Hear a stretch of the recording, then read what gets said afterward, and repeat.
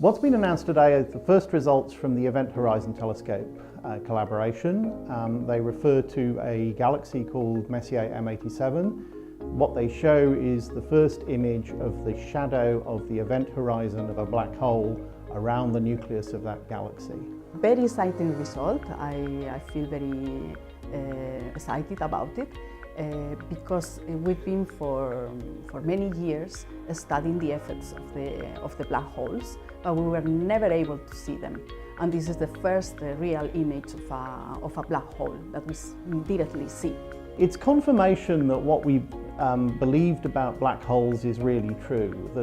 We've known for a long time that there are very big masses in very small volumes in objects in the universe. But now I think we have real confirmation that general relativity is correct in predicting the properties of black holes in the cosmos. The event horizon of a black hole is like the limit where something that is falling in the black hole cannot escape. If you cross that limit, you cannot escape, not even light. So the event horizon is where the black hole becomes black, and it's very, very small. The actual size of what's been observed is about the size of my finger span at the distance of the moon. And so this is the highest resolution that you can get in astronomy, and there are two things that contribute to that. One is that the telescopes are far apart, the other is that the wavelength is very short, and that's why they're using a 1.3 millimeter wavelength rather than the longer wavelengths that have been typical of VLBI in the past. So this has been only possible now because of all the technical advances that are possible nowadays. So adding more sensitive radio telescopes like ALMA, or increasing the sensitivity in such a way that we observe more signal and improve data rates. For this observation, there was a network of, I think, 8 telescopes on 6 geographical locations. The technique of very long baseline interferometry requires telescopes to be as far apart as possible, so they're on opposite sides of the planet.